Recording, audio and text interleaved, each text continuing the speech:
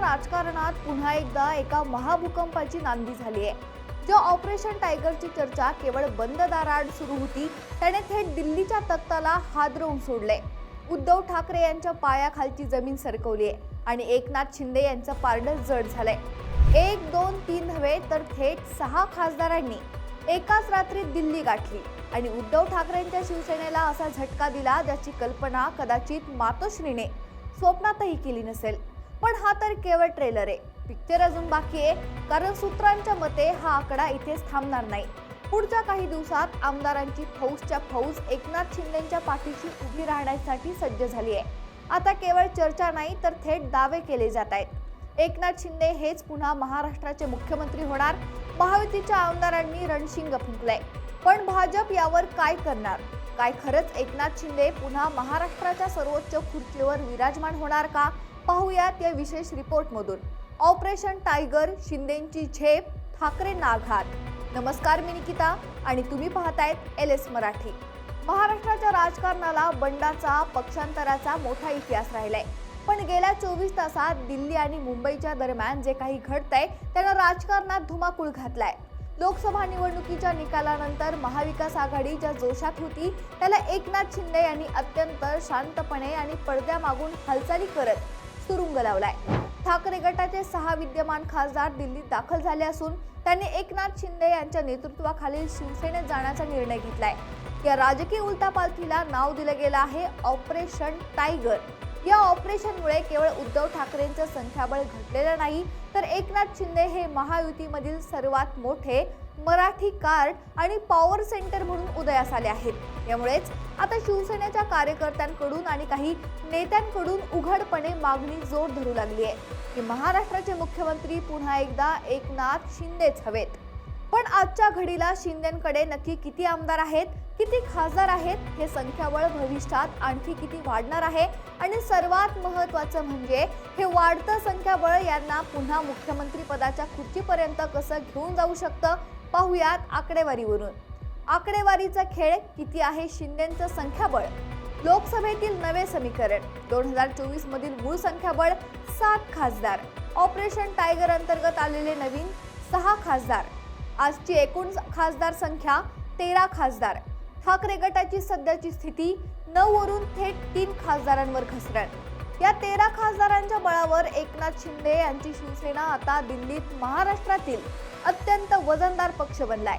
विशेष म्हणजे महाराष्ट्रात भाजपचे 9 खासदार आहेत. याचा अर्थ असा आहे की लोकसभेत एकनाथ शिंदे यांची शिवसेना आता राज्यातील भाजपपेक्षाही मोठी शक्ती बनली आहे. हा बदल केवळ आकडेवारीचा नाही तर महायुतीतील पॉवर बॅलन्सचा बळी देणारा ठरलाय. विधानसभेतील आजचं चित्र. शिंदे गटाचे अधिकृत आमदार 40 आमदार. अपक्ष आणि मित्रपक्षांचा पाठिंबा 10 ते 12 आमदार. एकूण नियंत्रण जवळपास 50 ते 52 आमदारांचे भक्कम संख्याबळ. या 50 आमदारांच्या आणि 13 खासदारांच्या जोरावर एकनाथ शिंदे यांनी सिद्ध केलं आहे की शिवसेना कोणाची. या कायदेशीर लढाई जरी निवडणूक आयोगानं त्यांना नाव आणि चिन्ह दिलं असलं तरी प्रत्यक्ष मैदानातही तेच असली शिवसेना चालवत आहेत. पण गोष्ट इथेच संपत नाही. सूत्रांकडून मिळालेल्या माहितीनुसार 6 खासदार फुटणं हा तर पहिला धक्का होता. आगामी विधानसभा निवडणुका जसजशा जवळ येत आहेत तसतशी विरोधी पक्षांमधील महाविकास आघाडीतील आमदारांची धाकधूक वाढली आहे. ऑपरेशन टायगरचा दुसरा आणि तिसरा टप्पा अत्यंत भयानक असणारे अशी चर्चा राजकीय वर्तुळात आहे. संभाव्य मेगा भरतीचे आकडे. कोण कोण आहेत वाटेवर? ठाकरे गटाचे आणखी 16 आमदार रडारवर. लोकसभेत 6 खासदार गेल्यानंतर ठाकरे गटाच्या आमदारांमध्ये असुरक्षिततेची भावना आहे. सूत्रांच्या दाव्यानुसार मुंबई, ठाणे, कोकण आणि मराठवाड्यातील ठाकरे गटाचे 16 पेक्षा जास्त आमदार एकनाथ शिंदे यांच्या वैयक्तिक संपर्कात आहेत. पक्षाचं भवितव्य अंधारात पाहत हे आमदार कोणत्याही क्षणी जय महाराष्ट्र करत शिंदे गटात सामील होण्याची दाट शक्यता आहे. शरद पवार गटालाही मोठा सुरुंग. 10 आमदार संपर्कात. केवळ उद्धव ठाकरेच नव्हे तर राष्ट्रवादी काँग्रेस, शरदचंद्र पवार पक्षाचेही काही आमदार सध्या अस्वस्थ आहेत. पश्चिम महाराष्ट्र आणि उत्तर महाराष्ट्रातील शरद पवार गटाचे किमान 10 आमदार सत्ताधारी महायुती, विशेषतः उपमुख्यमंत्री एकनाथ शिंदे यांच्या कार्यशैलीवर प्रभावित होऊन किंवा राजकीय दबावापोटी पक्षांतराच्या तयारीत आहेत. संख्याबळ जसजसं वाढत चाललंय तसतसे एकनाथ शिंदे यांच्या समर्थकांचे आणि पक्षातील नेत्यांचे मनोबल वाढलंय. गेल्या काही दिवसात महायुतीमधील अंतर्गत जागा वाटपाची चर्चा सुरू असतानाच शिंदे गटाच्या अनेक बड्या नेत्यांनी आणि आमदारांनी जाहीरपणे वक्तव्य केले आहेत की मुख्यमंत्री एकनाथ शिंदेच असावेत. चला पाहूयात कोणी ही विधाने करून महायुतीत खळबळ उडवून दिली आहे. अब्दुल सत्तार यांनी जाहीरपणे सांगितलंय की महायुतीत शिवसेनेवर काही बाबतीत अन्याय होतोय. एकनाथ शिंदे यांनी महाराष्ट्रासाठी अहोरात्र काम केलंय. लोक त्यांच्या पाठीशी आहेत. त्यामुळे आगामी काळात महायुती सत्तेवर आल्यास एकनाथ शिंदे यांना संपूर्ण 5 वर्षांसाठी किंवा किमान 2.5 वर्षांसाठी मुख्यमंत्री केलं पाहिजे. त्यांच्याशिवाय महाराष्ट्राला दुसरा पर्यायच नाही. तर भंडाऱ्याचे आमदार नरेंद्र भोंडेकर यांनी सर्वात आधी या दाव्याला हवा दिली आहे.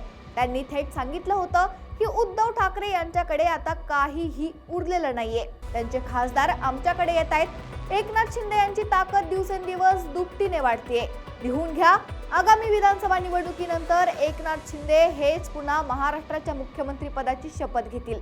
तर संजय गायकवाड यांनी अब्दुल सत्तार यांच्या विधानाचं पूर्ण समर्थन केलं होतं. आता सर्वात मोठा आणि लाख मोलाचा प्रश्न, खरंच एकनाथ शिंदे पुन्हा मुख्यमंत्री होऊ शकतात का? राजकीय समीकरणांचा विचार केला तर या प्रश्नाला 2 बाजू आहेत. एक शिंदेच्या बाजूने झुकणारी आहे, तर दुसरी बाजू महाराष्ट्राच्या केंद्रीय रणनीतीचं आव्हान दाखवून देणारी आहे. मराठा चेहरा आणि वाढलेली लोकप्रियता. महाराष्ट्र हे मराठा आंदोलनाच्या आणि आरक्षणाच्या मुद्द्यावरून गेल्या काही काळापासून संवेदनशील बनले. अशा स्थितीत भाजपला राज्यात एक प्रबळ, सर्वमान्य आणि आक्रमक मराठा चेहरा हवाय. एकनाथ शिंदे यांनी मराठा समाजाला विश्वासात घेण्यात आणि अत्यंत संवेदनशीलपणे हाताळण्यात यश मिळवलंय. त्यामुळे सामाजिक संतुलन राखण्यासाठी भाजप त्यांना पुन्हा मुख्यमंत्री पदावर कायम ठेवू शकतं. दिल्लीतील वाढलेलं वजन आणि किंग मेकरची भूमिका. ऑपरेशन टायगर नंतर लोकसभेत शिंदेंकडे आता 13 खासदार आहेत. केंद्र सरकारला बहुमतासाठी प्रत्येक घटकाची गरज आहे. जर विधानसभा निवडणुकीतही शिंदेच्या शिवसेनेने 40 ते 50 जागा जिंकल्या तर ते महायुतीमध्ये किंग मेकरच्या भूमिकेत येतील. त्यांच्या संख्याबळाला डावलणं भाजपच्या केंद्रीय नेतृत्वाला शक्य होणार नाही. सर्वसामान्यांशी जोडलेली नाळ, लाडकी बहीण योजना, मोफत एसटी प्रवास, शेतकरी सन्मान निधी आणि मुंबईतील कोस्टल रोड किंवा समृद्धी महामार्गासारखे मोठे प्रकल्प थेट एकनाथ शिंदेच्या नावाशी जोडले गेले आहेत. जनतेमध्ये त्यांची प्रतिमा काम करणारा मुख्यमंत्री अशी आहे. निवडणुकीत या योजनांचा थेट फायदा महायुतीला होणार असल्यानं त्याचा मुख्य वाटा शिंदेंनाच द्यावा लागेल. परंतु शिंदेंचा हा मार्ग वाटतो तितका सोपा नाहीये. त्यांच्या मार्गात काही मोठे राजकीय अडथळे देखील आहेत. ते म्हणजे महाराष्ट्रात भाजप हा नेहमीच स्वतःला मोठा भाऊ मानत आलाय. गेल्या विधानसभा निवडणुकीत किंवा स्थानिक स्वराज्य संस्थांच्या निवडणुकीत भाजपच्या आमदारांची संख्या शिंदे गटापेक्षा नक्कीच जास्त असणार आहे. भाजपच्या अंतर्गत गोटातून अशी मागणी आहे की ज्या पक्षाचे आमदार जास्त, मुख्यमंत्री त्याच पक्षाचा असावा. अशा वेळी देवेंद्र फडणवीस किंवा भाजपचा कोणताही वरिष्ठ नेता या पदावर दावा ठोकू शकतो. दुसरा आहे ऑपरेशन टायगरमुळे खासदारांची संख्या वाढली असली तरी विधानसभेला जागा वाटप करताना महायुतीत प्रचंड रस्सीखेच होणार आहे. जर शिंदे गटाला सन्मानजनक जागा मिळाल्या नाहीत किंवा त्यांच्या जागा निवडून येण्याचं प्रमाण कमी राहिलं तर मुख्यमंत्री पदाचा त्यांचा दावा कमकुवत होऊ शकतो. शिंदे गटाच्या नेत्यांनी आणि कार्यकर्त्यांनी केलेल्या या विधानांमुळे महायुतीमधील मित्रपक्ष भाजपमध्ये अस्वस्थता पाहायला मिळतेय. भाजपच्या कोणत्याही केंद्रीय किंवा राज्य पातळीवरील मोठ्या नेत्याने अद्याप यावर थेट शिक्कामोर्तब केलेलं नाही. भाजपचं धोरण नेहमीच निवडणुकीनंतर निर्णय घेण्याचं राहिलंय. पण अब्दुल सत्तार किंवा नरेंद्र भोंडेकर यांनी जी विधानं केली आहेत त्यावरून एक गोष्ट स्पष्ट होतीये. शिंदे गट आता भाजप समोर झुकण्याच्या तयारीत नाहीये. ते आपलं संख्याबळ वाढवून भाजप सोबत समान पातळीवर वाटाघाटी करण्याची रणनीती आखतंय. ऑपरेशन टायगर हा याच रणनीतीचा एक भाग आहे, ज्याच्या माध्यमातून उद्धव ठाकरेंना कमजोर करणं आणि स्वतःची ताकद वाढवून भाजपला बॅकफुटवर आणणं हा दुहेरी हेतू शिंदेंनी साध्य केलाय. महाराष्ट्राच्या राजकारणाचा पुढचा अंक अत्यंत रंजक असणार आहे. एकनाथ शिंदे यांनी रिक्षा चालक ते राज्याचा मुख्यमंत्री असा जो काही प्रवास केलाय तो त्यांच्या संघर्षाची कहाणी सांगतोय. पण आता त्यांना आपली ही खुर्ची टिकवून ठेवण्यासाठी आणि पुन्हा मिळवण्यासाठी स्वतःच्याच मित्रपक्षांशी आणि विरोधकांशी एकाच वेळी 2 हात करावे लागणार आहेत. आमदारांचे दावे, खासदारांची वाढती फौज आणि ऑपरेशन टायगरचा वाढता प्रभाव या सर्व गोष्टी सध्या तरी एकनाथ शिंदेच्या बाजूने कौल देत आहेत. पण राजकारणात 24 तास हा खूप मोठा काळ असतो. निवडणुकांचे निकाल काय लागतात, भाजप काय खेळी खेळते आणि जनता कोणाच्या पारड्यात आपलं मत टाकते, यावरच महाराष्ट्राच्या या टायगरचं भवितव्य अवलंबून असेल. मात्र ऑपरेशन टायगरने राजकारणाची दिशा नक्कीच बदलली आहे आणि एकनाथ शिंदे यांचा आलेख सध्या तरी उंचावताना दिसतोय.